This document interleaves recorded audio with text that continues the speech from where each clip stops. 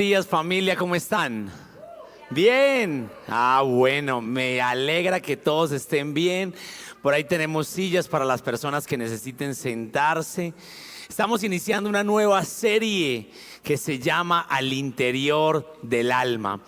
Pero también antes de iniciar nuestra serie quiero recordar a todos los chicos de Flechas que hoy iniciamos Flechas. Así que denle un aplauso a Flechas porque ya será cada 8 días. Si usted está acá y asiste a Flechas o quiere asistir o quiere probar cómo le va, puede hacerlo, puede salir y ahí estará Vladimir y Geraldine hoy acompañándolos. Como les decía, estamos iniciando una nueva serie que se llama Al interior del alma. Y me encanta esto porque muchas veces uno dice, ¿qué hay al interior de mi alma? Pero quiero, antes de que iniciemos la enseñanza, ver un corto video de 2 minutos. Amada Iglesia, hoy vengo a contarles el testimonio de vida, un testimonio de fe, un testimonio real que Dios hizo en mi vida. Hace un par de meses pasé por un proceso muy difícil, muy duro para mí, para mi familia. Tuve un accidente en el que se me explotó una olla a presión en mi rostro, causándome quemaduras de primero, segundo y tercer grado. Estuve internada por un par de meses en la clínica San Vicente, donde obviamente también doy gracias a los médicos, pero sobre todo dándole toda la gloria y la honra a Dios porque me sostuvo de su mano, me levantó de su mano, no me dejó caer. Durante el proceso y como fueron tantas noches que estuve en la clínica, tantos momentos de intimidad que pude tener con el Señor, ver su mano, yo veía su mano sanadora sobre mí. Cuando ya después pude ir, me fueron quitando la venda y poder ir viéndome el rostro y el proceso en cada momento, yo decía, wow, eres hermoso, me amas demasiado, soy tu niña, soy tu consentida, porque no me cabe duda que todo el proceso y el que estuvo ahí ha sido Dios. Una noche de esas, mi líder espiritual me manda una canción, ya a ella le agradezco porque de ese momento, de ese proceso, ella siempre estuvo ahí. Y me manda esa canción que se llama El Reflejo. Y para mí esa canción significa demasiado para el proceso en el que yo viví, el estar rodeada de las personas, como fue mi familia, como fue mis hijas, mi esposo, mi madre, comunidad, todos ustedes que estuvieron ahí, que oraron por mí, que oraron por una sanidad, que oraron para que hoy Laura Herrera esté aquí frente a una cámara. El testimonio que hoy doy es un testimonio de fe, un testimonio de vida, un testimonio real, un testimonio de que si nos caemos, volvemos y nos levantamos. Dar gracias a Dios de que hoy levantarnos y estar vivos es algo, o sea, lo es todo, pero siempre para la gloria y la honra de nuestro Señor Jesucristo. Espíritu Santo, te damos gracias, Señor, por venir al mundo, ser 100% Dios y a la vez ser 100% hombre. ¿Y qué tal si usted se pone la mano ahí en el corazón y dice conmigo, Espíritu Santo, no nos dejes donde estamos? Llévanos a enfrentar nuestras emociones de la manera que tú las creaste, en el nombre de Jesús. Amén y amén. Usted puede sentarse. Esta prédica la he titulado Lo miraré fijamente, lo miraré fijamente. Estamos en una serie todo el mes de febrero, Al interior del alma, pero hoy he titulado la enseñanza Lo miraré fijamente. Todos tenemos emociones y las emociones en sí no son ni buenas ni malas. Todo depende de cómo desarrolles tus emociones, cómo las mires. Por eso saludamos a las personas que nos están viendo a través del internet en los diferentes lugares: Ecuador, Estados Unidos, Europa, Panamá. Y si tienes emociones, Dios va a ayudarte con esta enseñanza. Yo crecí en un hogar formado por papá, mamá y mi persona. No tengo más hermanos, no tengo más hermanas. No era el niño mimado. Porque en la época que me tocó a mí, mis papás trabajaban desde muy temprano hasta muy tarde. Y aunque mi mamá salía temprano a trabajar y mi papá un poco más tarde, me tocó como defenderme solito, por decirlo de alguna manera. Y usted dice, ¿cómo así? Pues sí. A la edad de 6 años me entregan llaves de mi casa y me dicen, defiéndase como pueda. Y uno dice, ¿y ahí qué? Como yo estudiaba en un colegio que me meten a estudiar desde las 7 de la mañana hasta las 4 de la tarde, en la ruta escolar, en esa época mía, me tocaba el bus. Y el bus del colegio, yo terminaba llegando hasta las... perdón un segundo, voy a quitar esto. Si me lo apagan, porfa, apaguen el ventilador, por favor. Gracias. Yo terminaba llegando a las casi 5:30 de la tarde. Quiero que piense eso. Un niño desde las 7 de la mañana en el colegio, 5:30 de la tarde. Se tenía que levantar mucho más temprano, mamá se levantaba más temprano, me empacaba la coca, a veces la coca se me regaba en el morral. ¿A quién le ha pasado eso? Y yo sentía tantas cosas que crecí con muchas emociones. Pero incluso mi mayor preocupación era cuando llegaba la tarde. No existía el WhatsApp en esa época, no existía el ChatGPT. Bienaventurados ustedes que tienen el ChatGPT, pueden solucionar muchas cosas para tareas y cosas. Y lo único que teníamos era el teléfono. Entonces yo tenía que hablar con mis amiguitos y hacíamos tripartitas, poníamos altavoz, hacíamos juntos. Pero las tareas, Dios me ha dotado con capacidades para terminarlas rápido, las tareas. Y la tarde empezaba a terminar y la oscuridad comenzaba a florecer.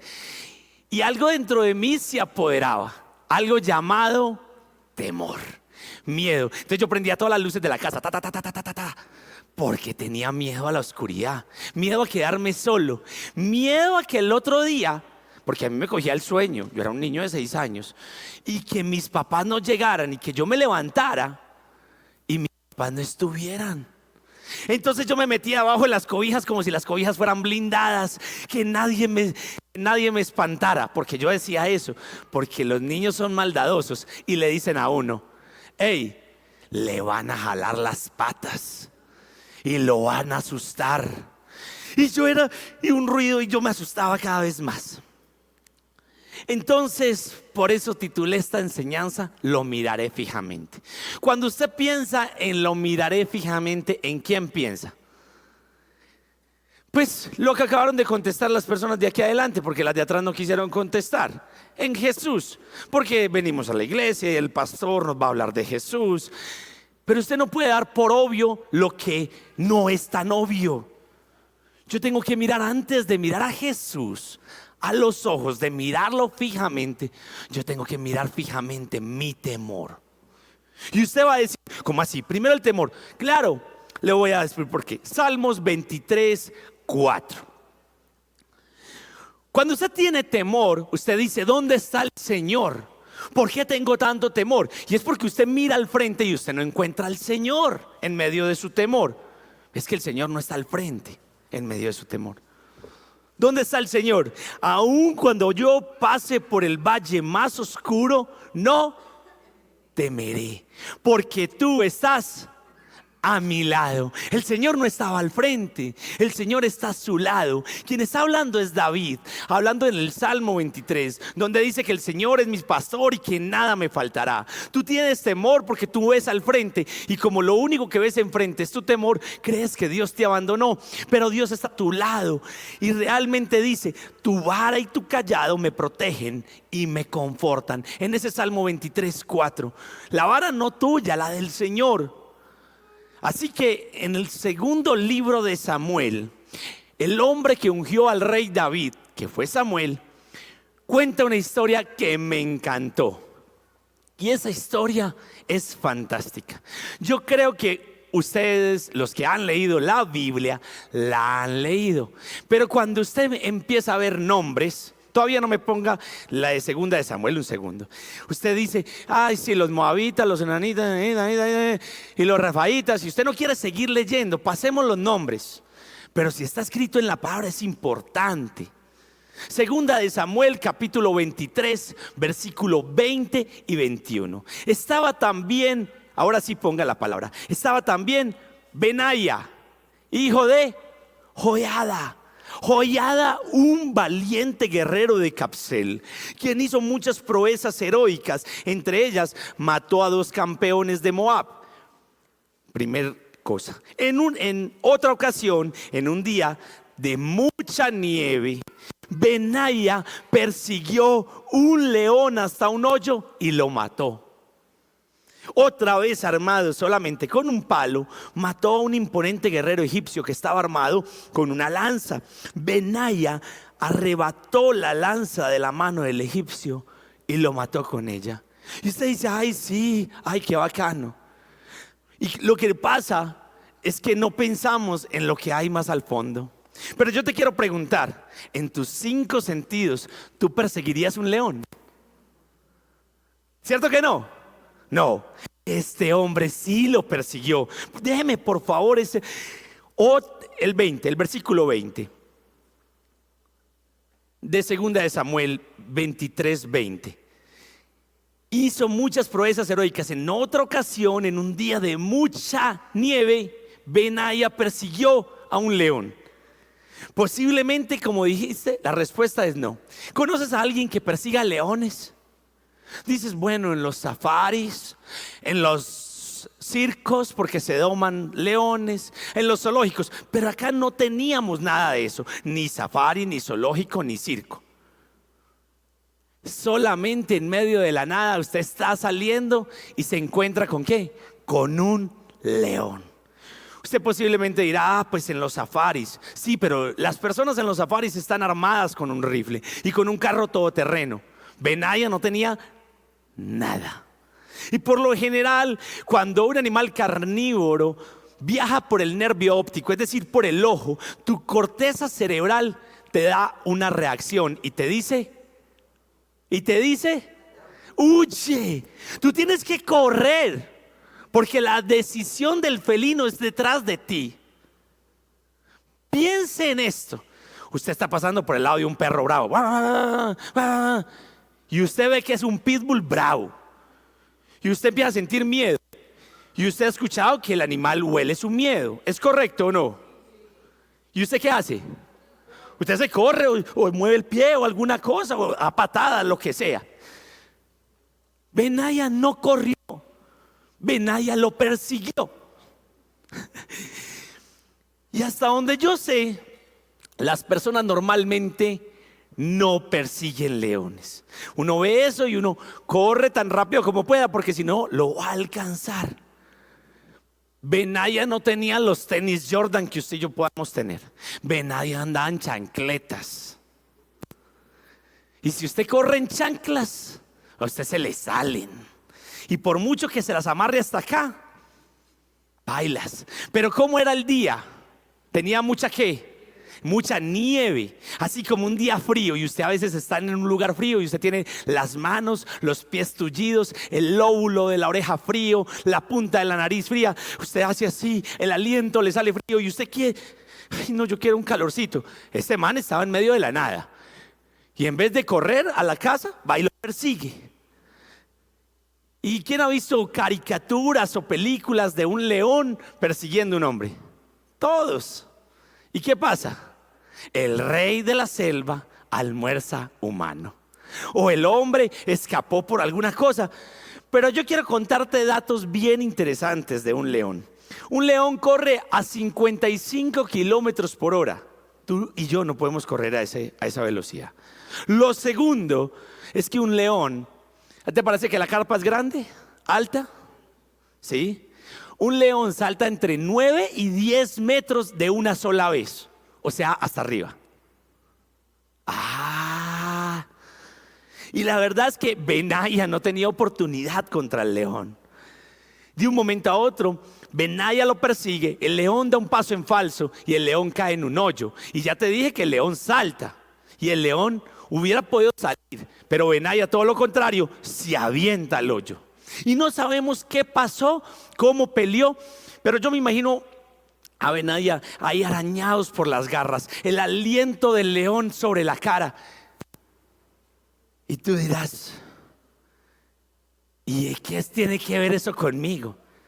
Y yo te voy a decir, de un momento a otro, Benaya tiene la victoria, o una de las victorias más improbables que registra la Biblia.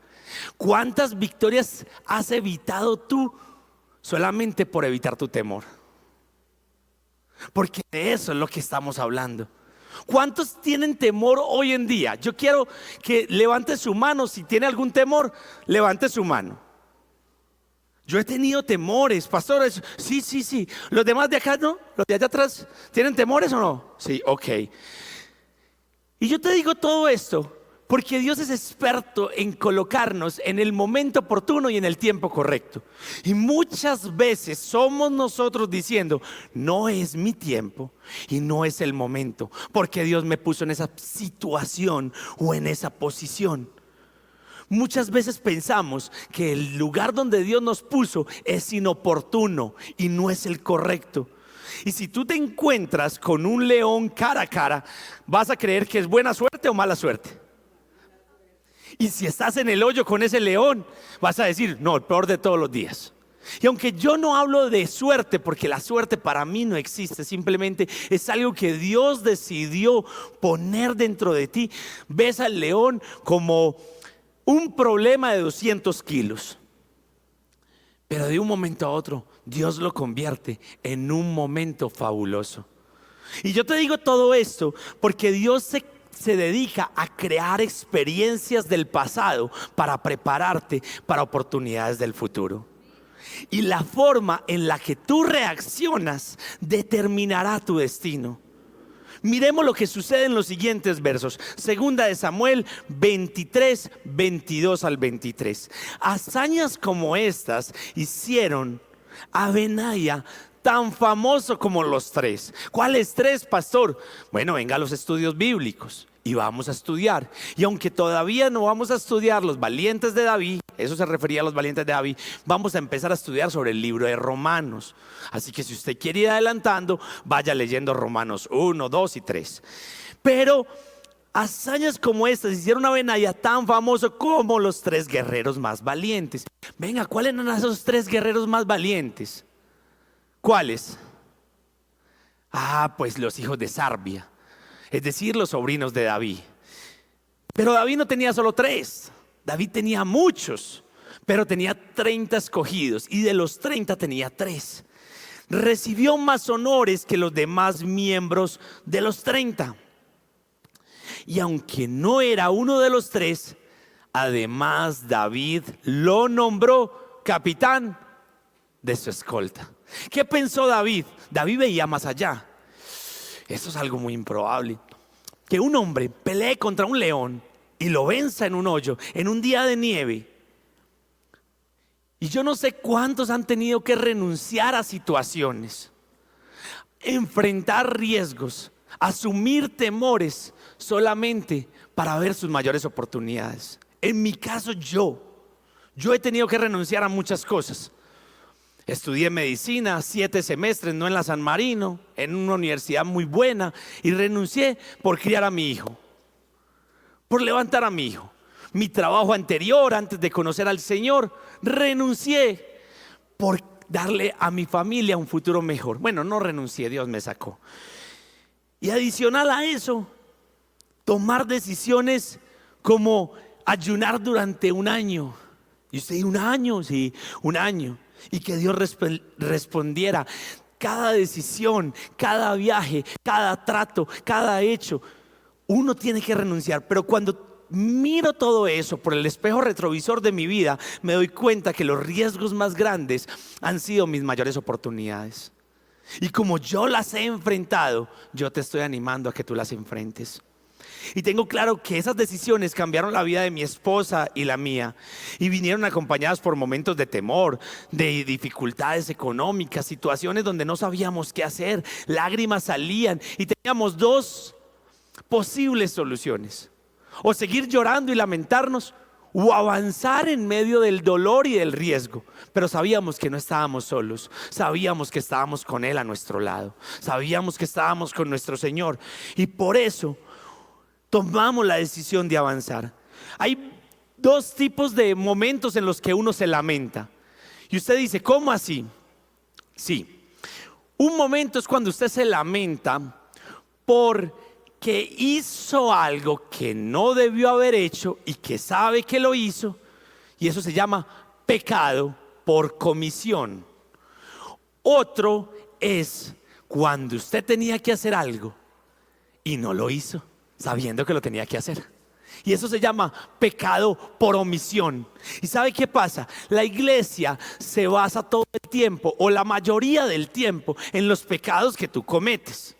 Pero yo creo que a Dios le importa más aquellos pecados que son por omisión. Es decir, hey hijo, te doté con estas cualidades, te doté de esta manera y no estás haciendo lo que tienes que hacer. Ejemplo, todos ustedes vienen a recibir palabra de Dios. ¿Cuántos de ustedes de la palabra que reciben van y comparten en la semana a sus amigos donde yo no voy a poder llegar? A los clientes donde yo jamás podré ir, porque a los lugares donde tú vas no puede acceder todo el mundo. Y eso se llama que cuando tú sabes hacer algo y no lo haces, te cuenta como pecado, pecado por omisión. Entonces dices, no, es que yo ¿qué voy a ir a decir? Me da miedo, me da pereza, me da incertidumbre, me da inseguridad. No, además otro momento para otra cosa. Ese no es el momento indicado. Y mucho cuidado, porque Dios se está encargando de ponerte en el momento oportuno con las personas correctas, donde la única Biblia que esas personas van a leer es tu vida, y no lo estás haciendo. Entonces te centras más en lo que cometiste y que sabías que no debías de hacer, que en lo que debías de hacer y no hiciste. ¿Es claro hasta ahí? Ok. ¿Y qué dice Pablo en 2 de Timoteo 1:7? Que Dios no nos ha dado un espíritu de temor ni de cobardía o timidez, sino de poder para poder hacer todo lo que Él te dice. Amor para que nuestra pelea sea con el amor, y autodisciplina o dominio propio. Entonces hacemos lo que no debemos, pero lo que deberíamos de hacer no lo hacemos. Y la bondad no es ausencia de maldad. Hay gente que es muy buena, pero no hace nada bueno. O sea, no hace nada malo. Entonces dice, ay, yo soy muy bueno, pero tampoco está haciendo nada bueno, no está compartiendo, no está llevando la palabra de Dios. Ignora a su familia. Estamos demasiado pasivos, siempre viviendo a la defensiva en vez de ir a la ofensiva. Uno de los rasgos de los hijos de Dios es que persiguen los sueños del tamaño de nuestro Dios. Yo hoy tengo el privilegio de poder compartir con una amiga que hacía tiempo no veía, y llega y me dice, amiguis, eso está muy grande. Y eso fue solo lo que yo vi de una de mis visiones, pero no es mi visión final. Porque yo he visto un coliseo del tamaño de 16,000 personas. Yo he visto un lugar de 80,000 metros cuadrados, donde usted va a tener caminos ecológicos, donde usted va a poder dar consejerías, donde usted va a poder escuchar canciones que le ministren. Santo por siempre, Holy Forever, en solo instrumental, y usted poder sentar a leer la palabra. Que esté abierto al mundo 24 horas. Y en serio, sí, pues tendría seguridad. Es que para orar no hay necesidad de simplemente estar en el templo del Señor. Pero uno de los rasgos, y lo repito, de los hijos de Dios es que persiguen los sueños del tamaño de nuestro Dios y no permiten que los temores y dudas impidan hacer lo que saben que deben hacer. Y muchas veces estamos impedidos por temores, por dudas, sabiendo que tenemos que hacerlo. Porque el éxito consiste en aprovechar cada una de las oportunidades de la vida. Oportunidades que te edifican y que te ayudan a construir el reino. Y que sabes que esa oportunidad viene de Dios. Eso se llama madurez espiritual. Acabamos de salir de una serie de finanzas. Y lo que hagas con tus talentos y con tus dones y con tu tiempo se llama mayordomía. Ahora, ¿qué estás haciendo con lo que estás recibiendo? ¿Lo estás guardando para ti, para ser más cabezón? ¿Simplemente estás asistiendo a la iglesia para sentirte bien contigo mismo? ¿O lo estás compartiendo con los demás? Ay, es que yo no sé, pastor, cómo compartirlo. Pertenece a un grupo de discipulado. Conéctate con un líder y empieza a formarte como líder. Supongo que como Benaya, tú y yo nos hemos topado con leones, con temores, con miedos, con inseguridades. Pero esa es la oportunidad que te va a llevar a crecer o a quedarte ahí. Pero ahí no termina todo. Benaya había vencido a 2 campeones de Moab. 2 campeones, es decir, 2 personas que habían ganado. Las probabilidades de Benaya eran 2 contra 1. Si 2 campeones pelean contra ti, las probabilidades es muy poquitas. Pero en otra ocasión venció a un egipcio. Y los historiadores dicen que los egipcios medían entre 2 metros y 2 metros y medio. Y Benaya tenía un palo y el otro tenía una lanza del tamaño de un rodillo de telar. Usted, con probabilidades en números, dice, gana el que tiene el arma. El otro es más grande. Y en el boxeo dice, lo que diga la cinta de medir es el favorito. El otro era grande, Benaya no era tan grande. Así que el favorito era el egipcio, los favoritos eran los campeones. Y yo creo que David por eso lo hizo capitán, porque pensó, así como me tocó a mí contra Goliat, yo armado de una honda, 3 piedras de río, o unas cuantas piedras de río, las tiro y lo venzo, lo derribo, y con la misma espada de Goliat cortó su cabeza. Este tenía solo un palo y con el palo le arrebata la lanza y con la misma lanza lo mata. No sé cómo logró Benaya todas esas victorias, pero estaban contra sus probabilidades. Y en la nieve un león, pues no te va a ganar o sea, al contrario, tú no le vas a ganar a un león en visión. ¿Sabes quién ve mejor que tú? Los felinos. Los felinos ven 5 veces mejores que tú. Mejor que un hombre que tiene visión 20/20. Ahora, lo que yo sí sé es que Benaya no puso excusas. Benaya simplemente no se centró en lo que no tenía. Y yo me he centrado muchas veces, y se lo confesaba a mi esposa esta semana, amor, me centro en lo que me falta, en vez de agradecer por lo que por lo que el Señor me ha dado. Y mi esposa oraba por mí, porque igual, como ustedes, soy humano, me pasan todas las mismas cosas. Benaya enfrentó sus temores y lo primero que hizo fue mirar fijamente el temor y decir, no me vas a vencer. La pregunta es, ¿estás mirando fijamente tu temor o estás huyendo? Porque cuando el temor llega a tu puerta, tú no puedes huir. Dice que ante el pecado huye, le dice la Biblia, pero no ante el temor, porque el Señor no te da un espíritu de temor ni timidez, sino de poder, de amor y de dominio propio. Ahora, los que persiguen sus temores saben que Dios es más grande que cualquier problema y prosperan aunque las circunstancias sean bien duras, aunque saben que los imposibles sean un escenario improbable para ellos, pero es el escenario perfecto para que el Dios de milagros se manifieste. Se lo digo porque el problema viene cuando sus mayores temores aparecen a sus vidas. Creen que no lo pueden lograr. ¿Y sabe por qué creen que no lo pueden lograr? Porque para ellos es más grande el temor que su Señor. Esta semana yo hablaba con alguien por teléfono y me decía, tengo temor de qué va a pasar en mi vida, de qué voy a realizar, cómo me voy a realizar, de qué voy a vivir, cómo me voy a sostener. Y tiene temores irracionales. Y le voy a explicar por qué son irracionales. Porque no han sucedido. Usted sabe que su Señor vive, que el polvo lo ha levantado otras veces, que vive dentro de usted dándole victoria. Y usted está pensando si en el mañana el Señor se va a alejar de usted. Entonces antes de que yo le diera una respuesta, me dijo, y yo sé lo que me vas a decir. Me vas a decir que con Dios todo es posible. Y está bien, Dios me da paz, me dijo. Pero ¿sabe algo? Dios no me va a traer la plata a la casa. Y yo le dije, está bien, Dios no te va a traer la plata a la casa, pero Dios te va a dar la diligencia. Y la palabra de Dios dice que el diligente delante de reyes se sienta.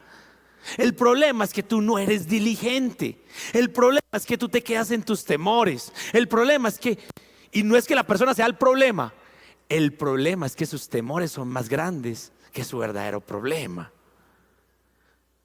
Entonces cree que Dios no va a vencer esos temores. Entonces me dijo, mire, yo sé que Dios me va a dar paz, y está bien, porque la paz que viene de Dios solo la da Él, dice Juan 14:27. Pero Él es más que eso. Él no solamente te da paz, Él te da amor, te da gozo, te da fe, te da esperanza. O sea, Él es más real de lo que usted y yo podemos ser reales. Si usted se toca y usted es real, créame que Dios es más real que usted y yo. Él siempre ha existido, siempre lo va a hacer, y nunca nadie le vencerá. Realmente, quitemos ese bajo concepto de Dios y empecemos a verlo como realmente es. Su palabra dice que conforme a su fe será hecho. Jesús sale de sanar a una niña que estaba muerta, y en Mateo 9:28 entraron directamente unos ciegos a la casa de Jesús, donde estaba Jesús, donde Él se hospedaba, y les preguntó: ¿creen que puedo darles la vista? ¿Por qué? ¿Por qué creen que puedo darles la vista? Porque ellos querían recuperar la vista.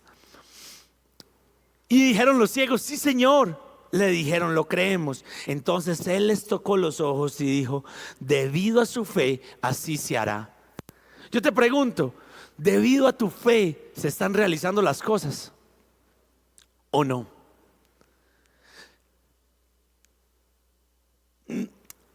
¿Quiénes conocen la semilla de mostaza? Las traía y las dejé en mi escritorio, pero ¿quiénes la conocen? Ok, si no, salga y busque. No le voy a decir que busque ya para que no se distraiga en el internet. Pero me encanta porque la semilla de mostaza es pequeña, y realmente yo quiero orar diferente en esta manera, de esta manera, y como dice Ezequiel 11:19, les daré integridad de corazón, pondré un espíritu nuevo dentro de ellos. Padre, yo oro en el nombre de Jesús para que el espíritu nuevo que estás poniendo en cada uno de estos hijos e hijas tuyos sea íntegro. Adicional, Señor, les quites ese terco corazón de piedra, les des un corazón tierno y receptivo, obedezcan tus decretos, tus ordenanzas, y que tú verdaderamente digas: ellos son mi pueblo y yo soy su Dios. Que el Señor les enseñe a ver y tumbe de ustedes las escamas que tienen en los ojos.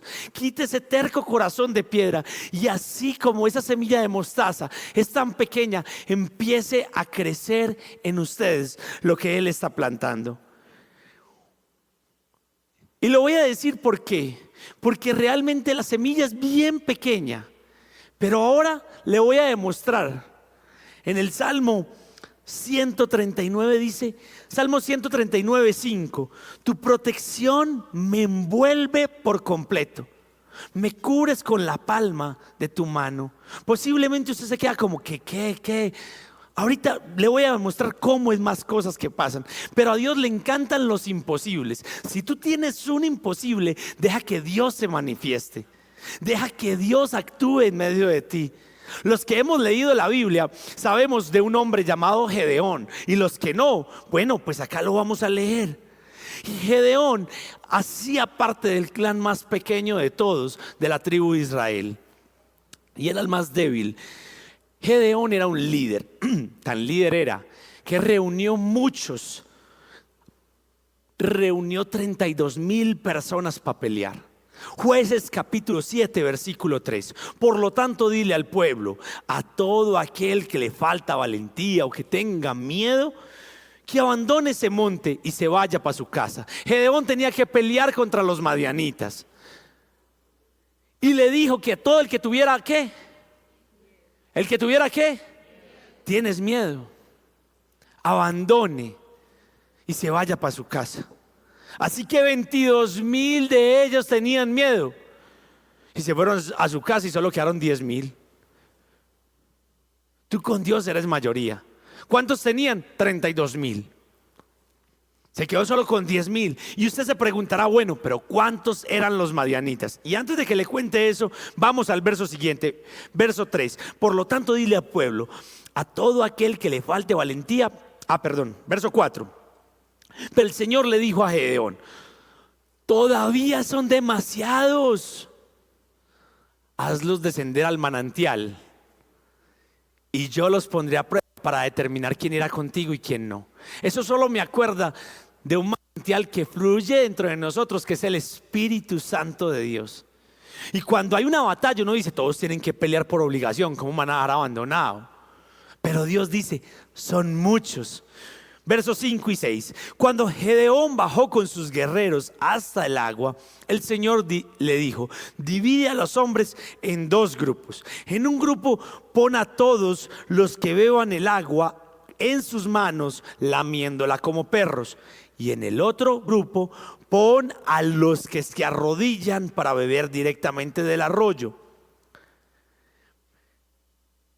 Solo 300 de los hombres bebieron con las manos, los demás se arrodillaron para beber con la boca en el arroyo. Usted va a pensar, es que los que se arrodillan son los que están. Y muchas veces venimos a la iglesia y creemos que porque estamos arrodillados somos los más santos de todos. Pero usted sabe qué hacían los hombres al estar arrodillados: tomar con sus propias fuerzas toda el agua necesaria. ¿Para qué? Para decir, tenemos suficiente energía, porque el agua es vital, era necesario. Pero Dios dijo, así no es. Los que simplemente la tomen y tomen. En la mano no le cabe a uno mucho, y cuando uno la va cogiendo se la va regando. Es depender de las fuerzas de Dios. ¿Cuántos quedaron? 300. Pero ahí no termina todo. Verso 7. Entonces el Señor le dijo a Gedeón, con esos 300 hombres rescataré a Israel y te daré la victoria sobre los madianitas. Envía a todos los demás para su casa. 9,700 para la casa, 300 a vencer. ¿Y cuántos eran los de Madián, pastor? Déjelas, que las probabilidades no son así. Es que no es por los 300. Le voy a mostrar una mayor improbabilidad. Le dijo, y usted no va a pelear, Gedeón. Usted no va a pelear, no señor. No, con trompetas y con cántaros los va a vencer. Es decir, trompetas y jarras. Gedeón dijo, Señor, ¿será que sí? Gedeón baja, escucha que tenían miedo y avanzaron. Y cuando avanzan, sonaron las trompetas y rompieron los jarros y vencieron. Pastor, pero ¿cuántos eran los de Madián? Usted tiene que seguir leyendo y por eso es importante. En Jueces 8 dice que Seba y Salmuna, que eran los reyes de Madián, estaban en Carcor con unos 15,000 guerreros. Y usted dice, con razón, es que pastor, vea, 15,000 contra 32,000. No, es que usted se adelanta. Es que no son 15,000. Era todo lo que le quedaba de los ejércitos aliados del oriente, porque ya el ejército de Israel había matado a 120,000. Por eso que usted no lee. 120,000 más 15, 135. 135,000 versus 32,000. No, eso era el inicio. Cuando él empezó a quitar la gente fue 135,000 versus 300. Aún así 15,000 versus 300 eran 14,700 en contra. Y huían y seguían huyendo, pero Dios se merecía todo el crédito. Tal vez la fe consiste en confiar más en Dios sin que nos importe que parezca la situación muy difícil. Nosotros somos comparados como que en Salmos 1: bienaventurado el varón que no se junta, que será como un árbol. Somos comparados como árboles, pero antes de ser árbol, ¿qué tiene que tener? Una semilla. Y la semilla más pequeña que existe es la semilla de mostaza. Y la Biblia dice que si tuviéramos fe como una semilla de mostaza, ¿qué podríamos hacer? Yo no le estoy diciendo una semilla de mostaza sumergida en agua que crece y que se pone gorda, porque si están pensando en la mostaza de Dijon, aquellos que son chef, no, búsquela seca. Si tuviéramos fe como una semilla de mostaza, ¿qué podríamos hacer? Mover un monte. Y usted no mueve ni la pata de su esposo, ni el genio de su esposa. ¿Por qué? Porque usted cree que con cantaleta se vence. Y nuestra guerra no es contra carne ni sangre, sino contra potestades y huestes. Y dice, confía más en Dios. Salmo 139, 5.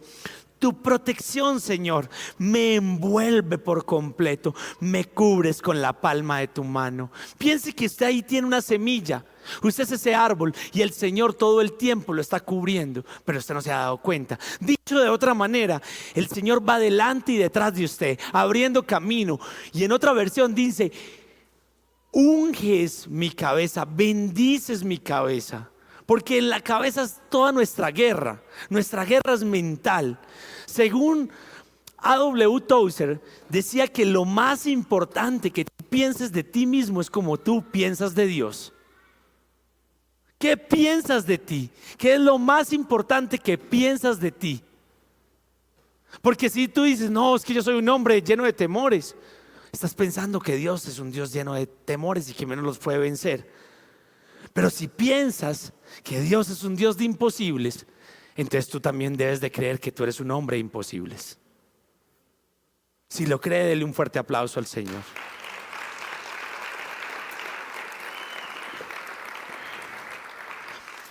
Tu manera de pensar determinará, o bueno, tu manera de pensar acerca de Dios determinará quién llegarás a ser.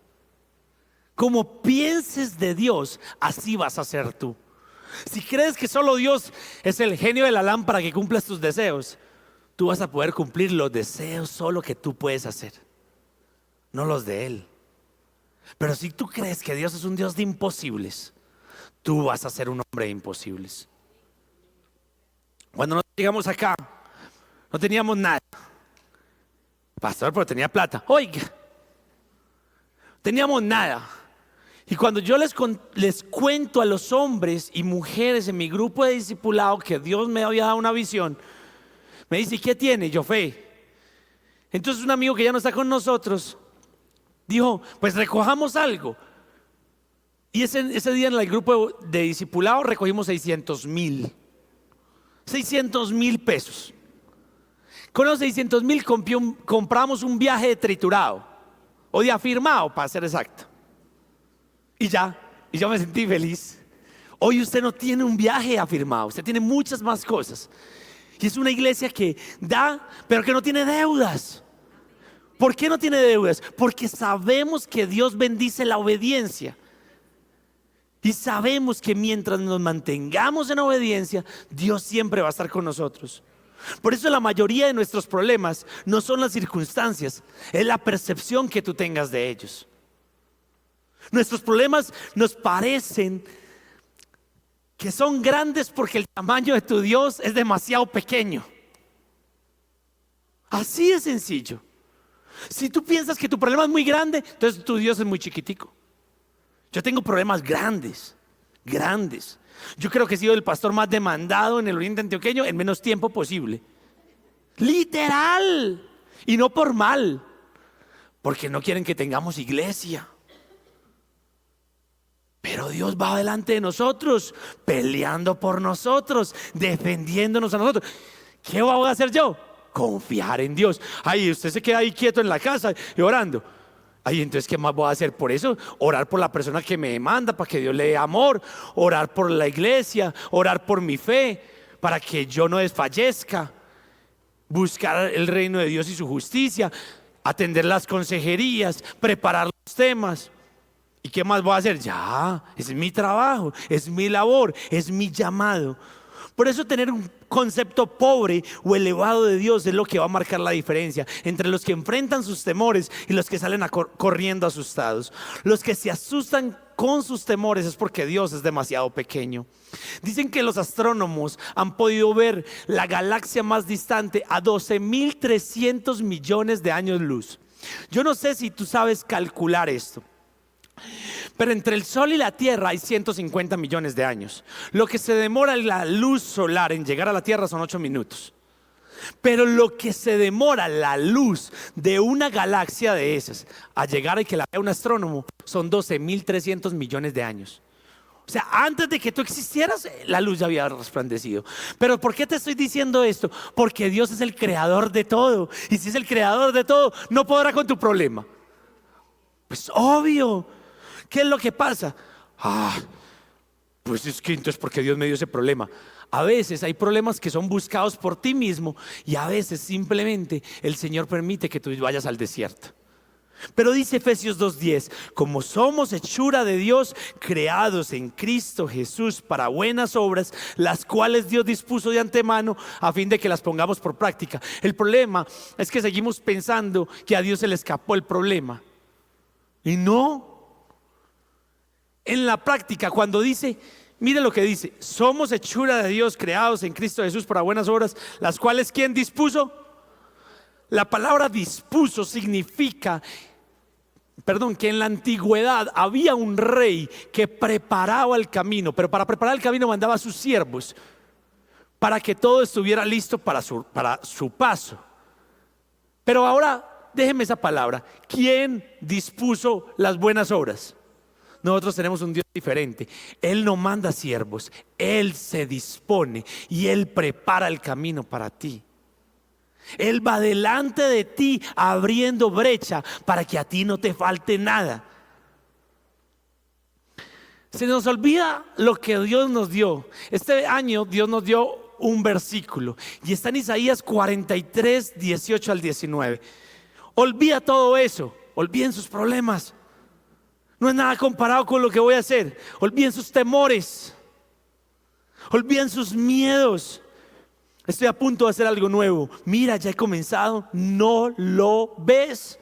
Haré un camino a través del desierto. Crearé ríos en la tierra árida y baldía. Para nuestro Dios nada es imposible. Un día Eliseo, el profeta de Dios, se reúne con los profetas. Y dicen que el lugar donde estaba Eliseo era demasiado pequeño. Y dicen, bajemos al Jordán, cortemos unos árboles y hagamos un lugar más grande donde reunirnos. Uno de los hombres tenía un hacha y la hacha era prestada. Y empieza a cortar y dijo, ay Señor. Y Eliseo, ¿qué le pasó? Mi hacha y era prestada. Y Eliseo le pregunta, ¿dónde cayó? Pues si yo sé que el hacha es prestada, cae en el Jordán, lo que es más pesado, ¿qué va a pasar? Se hunde. Yo dije, ay mijo, dígale que le cayó al río, vamos a una ferretería y compremos, mandemos donde el herrero a hacerla. Yo le hubiera dicho eso, pero Eliseo no hace eso.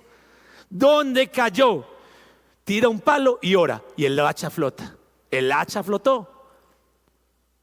A mí no se me hubiera ocurrido orar.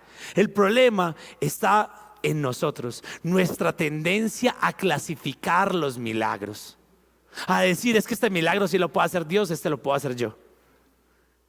Pero con Dios todos los milagros tienen el mismo resultado posible. Todo lo puede hacer.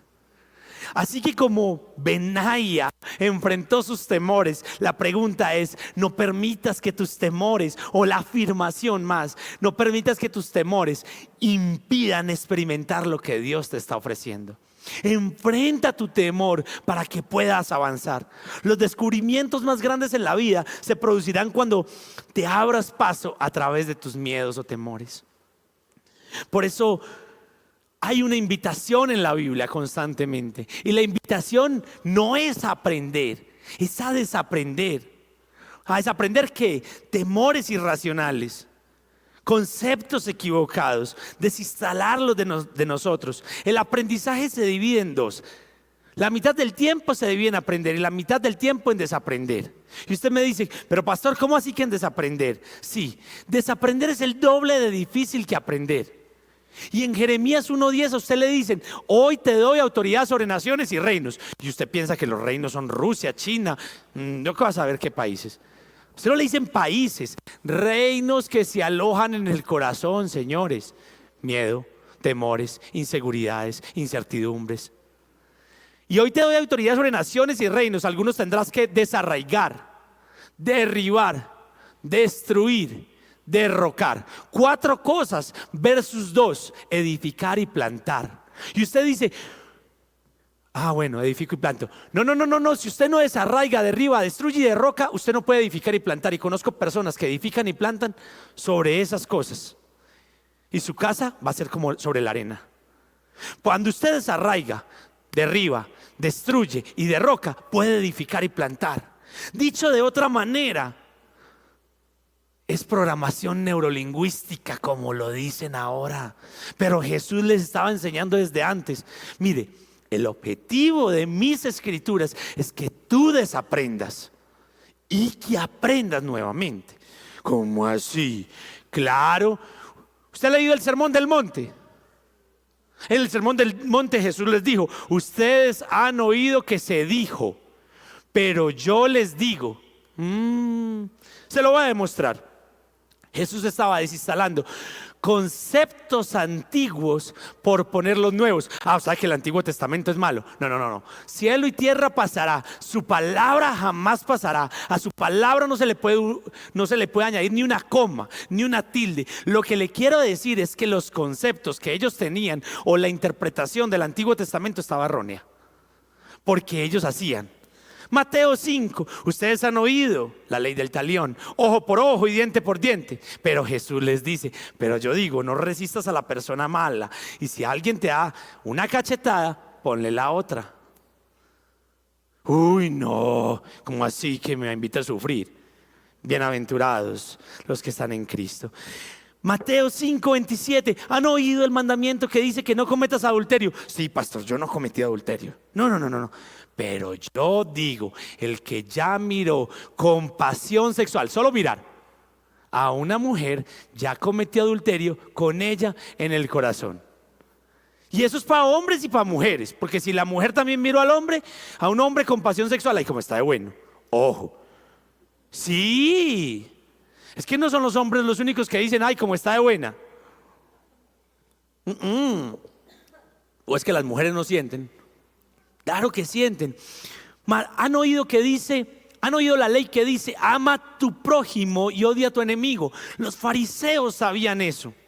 Y ellos interpretaban: el fariseo es el enemigo, es el que está en contra de las escrituras. Jesús les dijo: pero yo digo, ama a tus enemigos y ora por los que te persiguen. Dios quiere que desaprendamos temores irracionales que impide que lleguemos a ser lo que realmente Dios quiere que seamos. Había un hombre inválido, 38 años de invalidez. El hombre inválido en el estanque de Betesda. Y Jesús lo vio y Jesús le dijo: oye, ¿quieres recuperar tu salud? Eso fue lo único que le dijo. ¿Te gustaría recuperar tu salud? Y el hombre inválido lo único que le dio fue excusas. Es que cuando yo me quiero meter, llega alguien antes que yo. Y Jesús llegó y le dijo: ¿sabes algo? Ponte de pie, toma tu camilla y anda. Yo no sé si para ti es difícil entender esto, pero yo creo que era más fácil que alguien lo metiera en el agua y decía: y no tengo quien me meta. Y era más difícil, eso era más fácil que lo metieran, pero era más difícil que alguien le dijera: toma tu camilla y anda. Porque la fe consiste en desaprender las preocupaciones que nos tienen cautivos. La fe consiste en reorientar los circuitos de tu cerebro. Y desde el punto de vista neurológico, lo que estamos haciendo es neuroplasticidad. Cambiar las mentiras que has creído por verdades de la palabra de Dios. Eso se llama neuroplasticidad. Y tú puedes cambiarlas. Por eso dice en Romanos 12:2: no se amolden a las conductas del mundo actual, sino que sean transformados mediante la renovación de vuestra mente. Cuando leemos la palabra de Dios, cambiamos temores o pensamientos negativos por las palabras que nos da esperanza, por los planes de bien y no de mal. Ahora, ¿la actitud cuál es? La actitud debería de ser la de Cristo Jesús. Filipenses 2, capítulo 5. Que no tomó el ser igual a Dios, sino que realmente tomó la humilde posición de un esclavo y se volvió esclavo por ti. Fue a la muerte, fue a la cruz solamente porque realmente tú lo merecías. Desaprender necesitaba más de Jesús, porque Jesús era 100% hombre, pero 100% Dios. Y Jesús lo que estaba diciendo es: ¿sabes qué? Yo tengo temor de ir a la cruz y yo tengo dolor, pero hay más victoria simplemente en lo que tú vas a hacer cuando creas en la cruz. ¿Sabes por qué? Porque voy a darte la salvación, voy a darte la vida. Así que la actitud de nosotros debe ser como la de Cristo. Dice Colosenses 3:16 que el mensaje de Cristo con toda su riqueza llenen sus vidas. La pregunta es: ¿estás llenando tu vida con el mensaje de Cristo o estás llenando tu vida con la basura del mundo? Esta semana hablé con otro amigo y le dije: ¿te viste tal noticia? Y me dijo: no, me estaba llenando de basura. Yo le dije: te felicito, porque tus temores aparecían cuando escuchabas todas esas noticias. Un hombre sacado del mismo mundo donde a mí me ha sacado Dios. Lo que pasa es que los temores de él no son mis temores. ¿Ve? ¿Por qué? Porque Dios nos hizo así. Enséñense, aconséjense unos a otros con toda sabiduría y canten salmos, himnos y canciones espirituales a Dios con un corazón agradecido. Desaprender necesita de tu parte y necesitas enfrentar tus temores y vencerlos. Yo no sé si sabías que en la vida hay documentados acerca de 2000 temores. Hay temor hasta para tener temor. 2000 temores. Pero los psiquiatras han descubierto que solamente nacimos con 2 temores. 2000 versus 2 quiere decir que los otros 1998 son temores irracionales que aprendiste, pero también quiere decir que los otros 1998 los tienes que desaprender. Tú naciste con temor a caerte y con temor a los ruidos fuertes, no más. Si tú lees Eclesiastés, vuelve y repite que cuando ya no puedas caminar y tengas temor a caerte, los bebés están ahí durmiendo y ustedes allí y ahí mismo asustan. El resto de temores usted se los inventó, usted los aprendió. Cuando fuimos a España con mi nieta tenía muchos temores y eso me agarraba fuerte, como si no hubiera un mañana. Miedo a meterse en una piscina, no la habían metido, de pronto se sintió ahogada alguna vez que el papá o la mamá la bañaron en una bañera, no sé. Miedo a una piscina de pelotas. Pero cuando uno está con él y enfrenta los temores, no hay temor que pueda oponerse. Le enseñé y hoy es feliz en esos lugares. Dice Primera de Juan 4:18, en esa clase de amor no hay temor, porque el amor perfecto expulsa todo temor. Si tienes miedo es por temor a ser castigado, y eso muestra que no has experimentado plenamente el perfecto amor de Dios. El único temor que Dios puso dentro de nosotros es temor a Él. Y dice que ahí empieza la verdadera sabiduría. Los hombres de fe enfrentaron temores. A Abraham le dicen: deja tu tierra y tu parentela. Y tú dices: bueno, pero cuando uno está solo y sin hijos, uno las enfrenta. La realidad es eso, uno lo enfrenta. Pero cuando ya Dios lo prospera en la tierra que le había dado, Él dice: mi mayor temor es que todo lo que tengo lo va a heredar mi siervo. O sea que no tenía hijo. Y Dios le dice: te voy a dar un hijo. Ya se le perdió el temor. Y después Dios le dice: sacrifique a su hijo, porque ese era su temor. Y él obedeció y Dios proveyó. Moisés creció en el palacio de Faraón y después de 40 años de ser fugitivo, tiene un temor regresar delante de Faraón. Jesús, antes de comenzar su ministerio, el Espíritu lo envía al desierto. Y posiblemente lo que tú estás viviendo es un desierto, es tu temor. Pero Jesús no huyó, Jesús lo enfrentó. ¿Y cómo salió del desierto? en el poder del Espíritu, aún cuando fue tentado por Satanás. Dice Mateo 11:12 en la traducción lenguaje actual, que desde la época de Juan el Bautista el reino de los cielos sufre violencia, pero que solo los valientes y decididos, dos características, logran formar parte de él. Tú eres valiente y eres decidido, porque la cura para el temor no es el éxito, no señor. La cura para el temor es el fracaso. La cura para el rechazo, para el temor al rechazo, no es la aceptación, que todos me aprueben. Es el rechazo. Tú tienes que enfrentarte a esos temores, así sean pequeñas cantidades, para tener inmunidad adquirida, como dirían en medicina. Usted se presenta ante ese temor y usted va cogiendo un poquitico. Y así es que se hacen las vacunas. Por eso lo que pase a tu alrededor realmente no importa. Importa con quién lo estás enfrentando. Importa cómo lo estás haciendo. Y no se trata de que me guste el fracaso, que me guste el rechazo. Todo lo contrario. Lo que me gusta es obedecer a lo que Dios quiere. Quiero contarles algo que ustedes no saben de mí.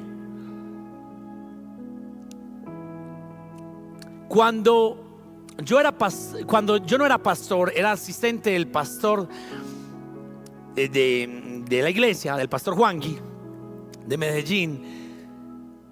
Mi mentor y quien fue mi líder durante mucho tiempo fue el pastor Javier. No lo saben, pero él era el pastor de consejería y él iba a salir de la iglesia. Y él dice: hijo, yo voy a entregarte la posta a ti. Yo quiero que tú seas el pastor de consejería. Y a mí me encanta la consejería bíblica. Y yo, listo, pastor. Y yo esperé la reunión, se presentaron. Y el pastor Juangui le pregunta al pastor Javier: ¿quién propones, Javier, que sea el pastor de consejería? Y él dijo: Luquitas. Y Juangui dijo: no. Así, no. Javier se pone a darle explicaciones. Dijo: no, Javier, no vamos a hablar más de eso. Y no. Yo espero salgan de la reunión. Yo le digo: pastor Javier, ¿cómo le fue? Y dijo: él no sabía ni qué decirme. Me dijo: no, me dijeron que no. ¿Quién? Juangui. Y yo: ¿pero por qué? ¿Qué hice? Todo pasó por mi mente: temores, miedos, inseguridades. Lo estoy haciendo mal. Y de un momento a otro escucho la voz de Dios que me dice: tú eres mi hijo, tú eres llamado. Y yo me quedé callado y yo seguí, pero no me quise quedar con el dolor. Seguí avanzando y no me cargué con el pastor.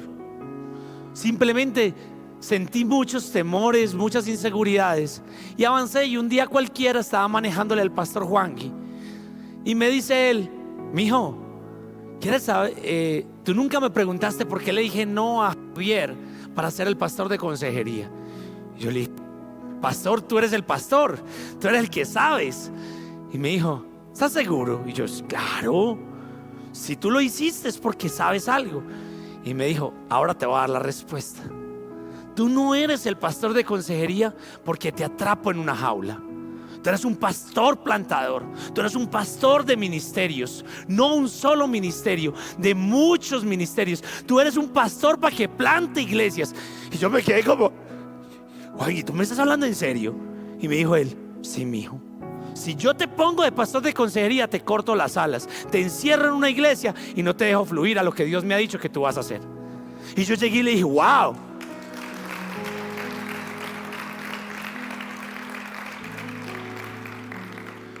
Por eso una de las cosas más grandiosas que te puede suceder es que tu mayor temor se convierta en realidad. Porque en ese momento ese era mi temor, no ser el pastor. Luego llegó la pandemia y Dios viene preparándome y me dice: te vas a quedar sin trabajo. Y yo: ¿de qué voy a vivir? ¿De qué voy a vivir? ¿De qué voy a vivir? ¿Y qué creen que pasó? Me quedé sin trabajo, pero seguí trabajando, pero sin paga, toda la cosa. Y Dios me dijo: vas a darte cuenta que tu provisión no es la iglesia. Tu provisión soy yo. Tú eres un levita y tú tienes parte de mí. Mi porción es tuya y yo te voy a sostener. Y mi mayor amor se convirtió en mi realidad, pero fue mi mayor bendición. Yo hoy no dependo de que si me pagan en la iglesia, que me hace bien, gracias a Dios. Y tengo un salario, sí, pero no el que yo me puse, el que me puso el equipo. ¿Por qué? Porque así debe de ser. Dice Primera de Pedro: estén alerta, cuídense de su gran enemigo el diablo. Anda al acecho buscando a quien devorar.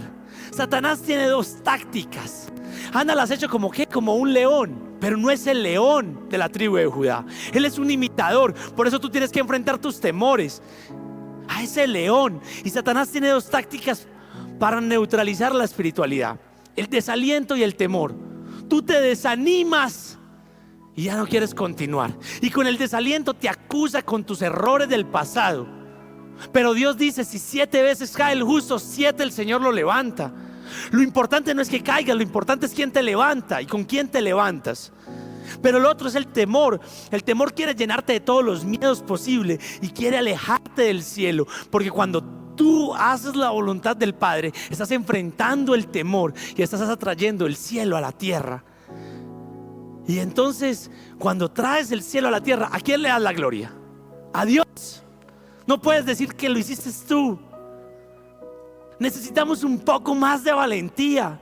Y aún cuando Satanás está pensando en tendernos una trampa, Jesús nunca tuvo miedo. No tuvo miedo cuando tuvo que liberar al endemoniado con los 6,000 demonios, ni cuando lo arrestaron, y menos cuando le pasaron tantas cosas que estando colgado en la cruz le dijeron: si eres el Hijo de Dios, sálvate a ti mismo. Si yo hubiera sido, gracias a Dios no soy el Hijo de Dios, necesito de Jesús. Pero si a mí me hubieran dicho algo, porque yo soy orgulloso, yo lo reconozco, yo llego y le digo: sí, espera y verá, mijo, con la que la voy a meter. Espera y verá, sálvase a sí mismo. ¿Y sabe qué hizo? Jesús no hizo nada. Pero imagínate lo difícil que era escuchar esas palabras. Jesús hubiera podido mandar 72,000 ángeles a pelear por él. 72,000. Y tú dices: pastor, ¿usted cómo sabe eso? ¿Por qué no lees la Biblia? Mateo 26:53. Jesús lo pone en preso. Pedro saca la espada, le corta la oreja a Malco y le dice: hey, guarda la espada. ¿Acaso piensas que no puedo ahora orar a mi Padre y que Él no me daría más de 12 legiones de ángeles? Más de 72,000 ángeles a pelear por él. Jesús no estaba tratando de salvarse a sí mismo. Jesús estaba tratando de salvarte a ti, por amor a ti, para darte un regalo a ti. Y tú no quieres enfrentar tu temor. O sea que no le quieres dar la gloria al Señor. Jesús estaba dispuesto a enfrentar sus mayores temores y vencerlos. ¿Y tú estás dispuesto a enfrentar tus mayores temores? Porque no estás solo o sola. Estás con Jesús y Él está a tu lado. Quiero contarte una historia de 3 hombres de Dios: Sadrach, Mesach y Abednego. Le dicen que se tienen que arrodillar e inclinarse ante la estatua de Nabucodonosor. Y era dañar la integridad de ellos. Y uno dice: bueno, me arrodillo y cruzo los deditos y eso ya no vale. Toco madera y no vale. Puros agüeros, puras bobadas, puro ocultismo. Me arrodillo, pero por dentro no me estoy arrodillando. O voy a pensar que es Cristo. Mire, eso es falta de integridad. Y el Señor quiere darte integridad. Y Sadrach, Mesach y Abednego honraron también a Nabucodonosor, no hablaron mal. Por eso los insto a ustedes a que si ustedes están hablando mal de alguna autoridad, no hablen mal de autoridades. Hagan lo que deben de hacer. Ellos dijeron: oh Nabucodonosor, no necesitamos defendernos delante de usted. Si nos arrojan al horno, el Dios a quien servimos es capaz de salvarnos. Él nos rescatará de su poder, su majestad. ¿Cómo le trataron? Su majestad. Pero aunque no lo hiciera, deseamos dejar en claro ante ustedes que jamás serviremos a sus dioses. Porque la valentía consiste en hacer lo correcto sin que nos importen las circunstancias. Nabucodonosor se descompone, calienta el horno 7 veces más, los echa al fuego y dice: no eran 3 los que echamos, yo veo 4, y caminan por ahí sin quemarse. Y cuando tú te pones en la posición donde no hay defensa posible, sino que sea Dios tu defensor, te pones en el escenario correcto para que Dios se manifieste. Ni siquiera olían a humo. Y por eso quiero mostrarte esta porción. Daniel 3, 28, 29. Entonces Nabucodonosor dijo: alabado sea el Dios Mesac y Abednego. Envió a un ángel para rescatar a sus siervos. Desafiaron el mandato del rey y estuvieron dispuestos a morir en lugar de servir o rendir a Dios, que es su propio Dios. Por lo tanto, yo decreto: si alguien, cualquiera sea su raza, nación o lengua, habla en contra del Dios de Sadrach, Mesach y Abednego, será despedazado y su casa será reducida a un montón de escombros. ¿Usted sabe por qué Dios nos sostiene?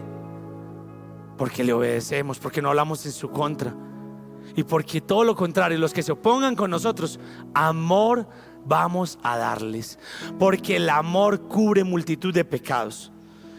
No hay otro Dios que pueda rescatar de esa manera. Yo quería que apareciera este verso por una sola razón. Muchas veces te niegas a confesar. Decidió confesar. Cuando tú vas a los parques de diversiones, llegan las montañas rusas y tú pagas para que te den sustos. Es simpático.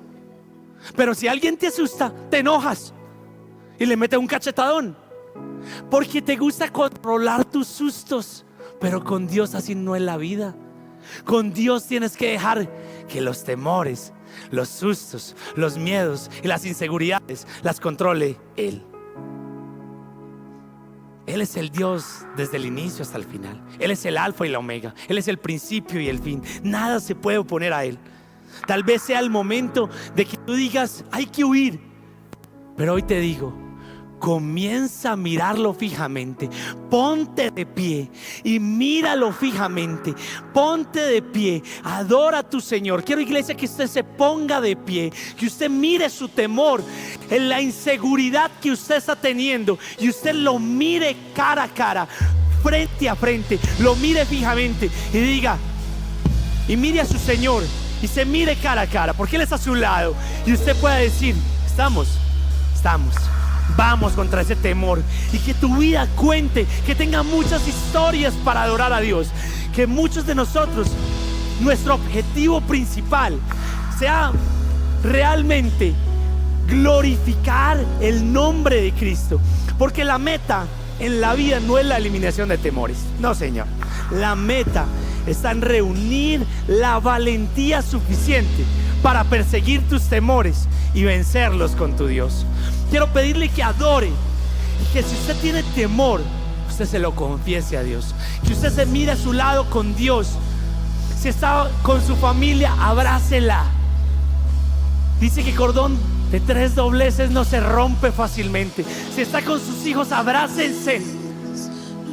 Su mayor empresa no es la que usted tiene, es la que tiene abrazada. Si está con sus amigos, abrácenlos. Su mayor empresa es la que Dios le ha dado, su familia. No es la que el mundo le da, es la que Dios dice: ahí me voy a instaurar. Y que con cada temor venga una adoración y pueda decir: el Señor es nuestro Dios. Eres mi todo, no quiero a nadie más, no necesito nada más. Eres mi todo, eres mi todo, no quiero a nadie más, no necesito nada más. Eres mi todo, eres mi todo.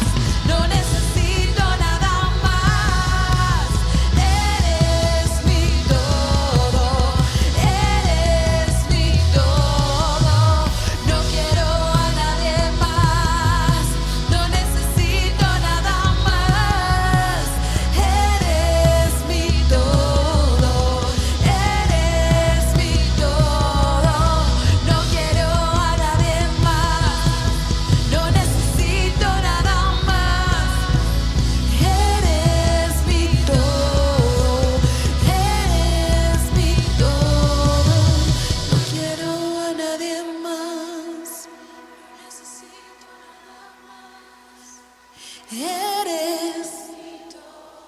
Díselo con valentía, dile con valentía que tú no necesitas a nadie No más. quiero a nadie más. Levanta tu voz, que sea una adoración en medio de tu temor.